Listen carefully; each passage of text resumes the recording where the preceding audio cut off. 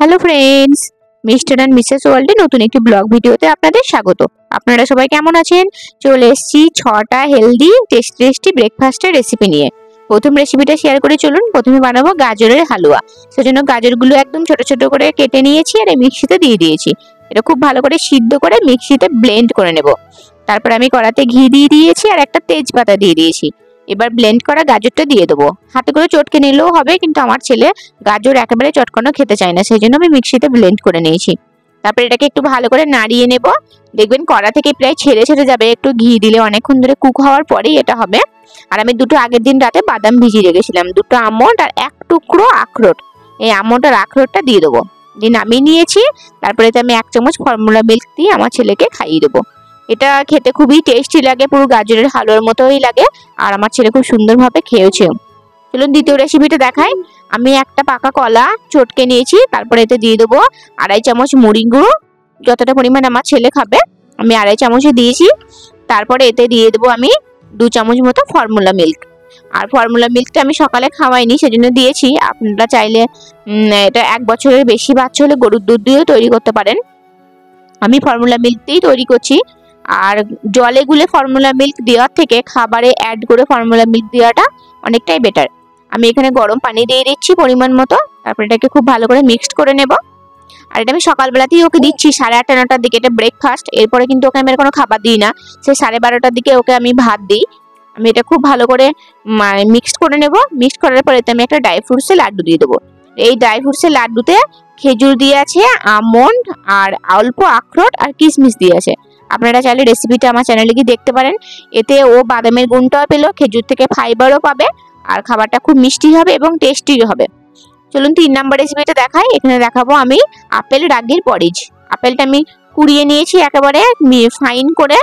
তারপরে আমি কড়াতে পানি দিয়ে আপেলটা চাপিয়ে দিয়েছি। আপেলটা যখন সিদ্ধ হয়ে যাবে তারপরে এতে দিয়ে দেবো আমি রাগি।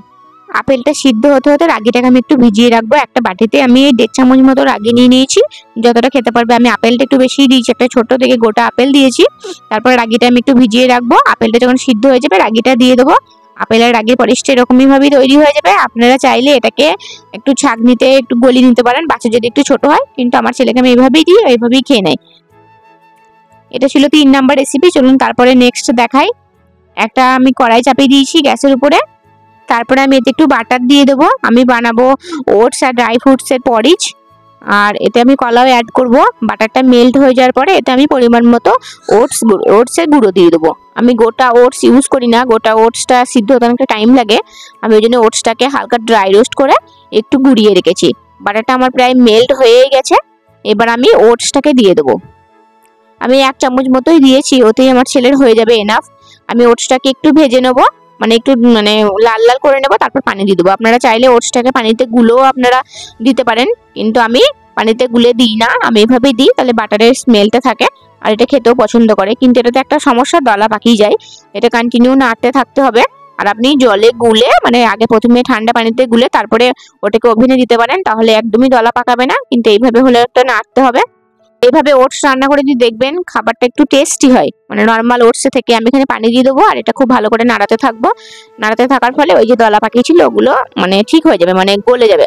আমার ভিডিও যদি আপনাদের ভালো লাগে তাহলে লাইক কমেন্ট শেয়ার করবেন। আর যারা নতুন আছেন তারা চ্যানেলটি সাবস্ক্রাইব করে অবশ্যই পাশে থাকবেন।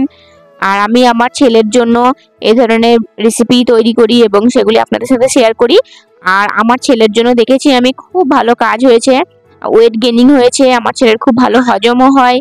আর আমি আমার ছেলেকে খাইয়ে খুব স্যাটিসফাইড এইভাবে। সেজন্য আমি আপনাদেরকে এই রেসিপিগুলো শেয়ার করছি। আপনারা আপনাদের বাচ্চাদেরকে অল্প অল্প করে ট্রাই করে দেখবেন, খুবই উপকার পাবেন। আমার ওটসটা রান্না হয়ে গেছে। আমি আরেকটু ঘন করে নেব। তারপরে আমি গ্যাসটা বন্ধ করে দিয়ে এটাকে ঠান্ডা করে নেব। ওটস আবার খুব ঠান্ডা হয়ে গেলে দেখবেন আরেকটু থকথকে হয়ে যায়।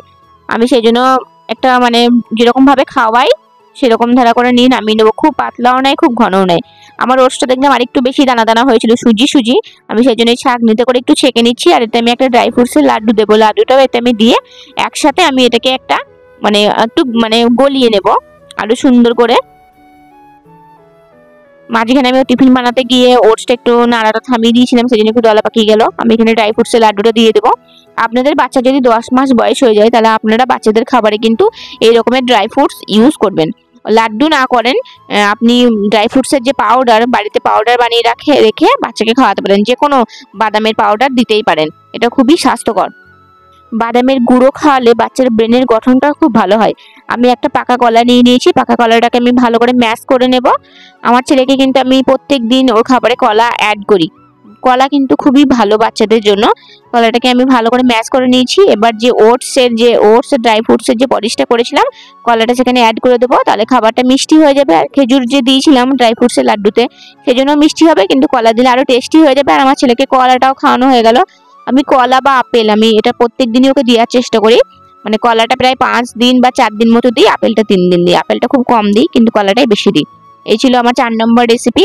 চলুন তারপরে দেখাই নেক্সট। আমি সুজি এখানে রান্না করে নিচ্ছি।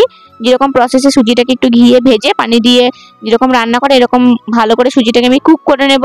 তারপরে কুক করার পরে আমি একটা পাকা কলা আর ড্রাই ফ্রুটসের যে লাড্ডু আছে, এই দুটোকে চটকে নিয়ে আমি সুজির সাথে অ্যাড করব। আমি প্রথমে কলাটাকে অ্যাড করছি, তারপরে আমি ড্রাই ফ্রুটসের যে লাড্ডু আছে সেটাকে অ্যাড করব। সুজি কিন্তু কার্বোহাইড্রেট খাবার। এই কার্বোহাইড্রেট খাবারের সাথে যখন এরকম ধরনের কলা একটা যাচ্ছে, মানে ফল, এটা খুবই হেলদি। আর তার সাথে একটা ড্রাই ফ্রুটসের লাড্ডু যাচ্ছে, তাহলে পুষ্টিগুণটাও আপনার অনেক বেড়ে যাচ্ছে। শুধুমাত্র কার্বোহাইড্রেট বাচ্চা খাচ্ছে তা নয়। আর সুজিটা খাবার পরে অন্য কিছু আর খেতেও পারবেন না। সুজি যেহেতু একটু ভারী, সেই সুজি খাওয়ানোর পর আর কিছু খাওয়ানোও যায় না। সেজন্য একেবারে এমন একটা খাবার তৈরি করতে হবে যাতে ওর পেটও ভরে, এমনকি ওর মানসিক গ্রোথগুলো এবং শারীরিক বিকাশগুলোও খুব ভালো হয়। আমি এতে 1 চামচ ফর্মুলা মিল্কও অ্যাড করে দেবো, যেহেতু সুজি দিচ্ছি। তারপর এটাকে খুব ভালো করে মিক্সড করব। মিক্সড করে আমার ছেলেকে খাইয়ে দেবো। আমার ছেলে কিন্তু এইভাবে খেতে খুব পছন্দ করে। সুজিও কিন্তু ও খেতে পছন্দই করে। মানে আমি ওকে যে ধরনের খাবারগুলো দিই সবই ও পছন্দ করে, এমনকি ও সব কিছুই খায়। মানে ও খেতে ভালোবাসে বলেই আমি ওকে দিই। আমি অল্পই দিই, বেশি দিই না। চলুন তারপরে নেক্সট দেখাবো লাস্ট রেসিপি। আমি এক কড়াতে ঘি দিয়েছি। ঘি দেওয়ার পর আমি একটা এলাচ, মুখ ফেটানো এলাচ দিয়ে দিলাম। আর আমার ছেলের খাবারে কিন্তু আমি ঘি ইউজ করি। তারপরে এখানে আমি 1 চামচ সুজি দিয়ে দিচ্ছি। সুজিটাকে আমি খুব ভালো করে গোল্ডেন ব্রাউন করে ভেজে নেব। আপনারা বাচ্চার খাবারে কিন্তু কাঁচা সুজি দেবেন না। সুজি এমনিতে একটু গ্যাস হয়, কাঁচা সুজি দিলে কিন্তু আরো গ্যাস হবে। সুজিটা ভালো করে মানে গোল্ডেন ব্রাউন করে ভেজে নিয়ে তারপরে মানে খাওয়াবেন। আর সুজি কিন্তু খুব ভালো করে কুক করবেন। সুজি দেখবেন তা মনে হয় যেন তাড়াতাড়ি হয়ে যাচ্ছে, কিন্তু না, একেবারে নরম করে সুজি রান্না করবেন। আমি অনেকটা পানি দিই এবং গ্যাসটা একেবারে আস্তে দিয়ে তারপরে আমি সুজি রান্না করি। এরকম একটা হয়ে যায়, তারপরে আমি গ্যাসটা জোরে দিয়ে মানে মিডিয়াম আঁচে দিয়ে আমি সুজিটা রান্না করি। আর তারপরে আমি একটা ডিম নিয়ে নিয়েছি দেশি মুরগির, সাদা অংশ কুসুম দুটোই নিয়েছি। আমার ছেলেকে আমি সাদা অংশটাও খাওয়াই, কুসুমও খাওয়াই। খুব ভালো করে ফাটিয়ে নিয়ে ডিমের কুসুমটা এবার আমি অল্প অল্প করে দিয়ে দেবো। আপনারা এইভাবে সুজির সাথে ডিমের কুসুম দিয়ে খাওয়াতে পারেন, পুরো ডিম দিয়েও খাওয়াতে পারেন, আবার ডিমের কুসুম দিয়েও খাওয়াতে পারেন যদি সাদা অংশ না দেন। এটা কিন্তু খুবই একটা পুষ্টিকর হেলদি একটা ব্রেকফাস্ট হতে পারে। কারণ অনেক বাচ্চা ডিম খেতে চায় না, এখানে আপনার কার্বোহাইড্রেটটাও খেলো আবার প্রোটিনটাও খেলো, সুজি ডিম একসাথে খেলো। কিন্তু অনেকে পছন্দ করে না ডিম সুজি এভাবে খেতে। আলাদা আলাদা ভাবে আপনি সুজি খাওয়াতে পারেন, কিন্তু একসাথে এইভাবে যদি খাওয়াতে পারেন সেটা খুবই উপকার হবে। আর এটা অল্প অল্প দিয়ে বারবার নাড়তে থাকতে হবে, না নাড়লেই কিন্তু ডিমগুলো দানা দানা হয়ে যাবে। আমার তাও অনেকটা দানা দানা হয়ে গেছিল, কারণ প্রথমবার আমি একটু বেশি দিয়ে ফেলেছি। আমি তারপরে এটা কিন্তু গ্যাসটা আস্তে দিয়েই করতে হবে। আমি এটাকে নামিয়ে নেব। রেডি হয়ে গেছে এগ সুজির পরিচ। চলুন তাহলে ভিডিওটি আজকের মতো এখানেই শেষ করি। আপনারা ভালো থাকবেন, সুস্থ থাকবেন। আর আমার ভিডিও যদি ভালো লাগে তাহলে লাইক কমেন্ট শেয়ার করবেন। আর যারা নতুন আছেন তারা চ্যানেলটি সাবস্ক্রাইব করে অবশ্যই পাশে থাকবেন, বেল আইকনটি প্রেস করে রাখবেন পরবর্তী ভিডিও নোটিফিকেশনের জন্য। কোথাও যদি কোনো ভুল ত্রুটি হয় অবশ্যই ক্ষমা করবেন। ধন্যবাদ।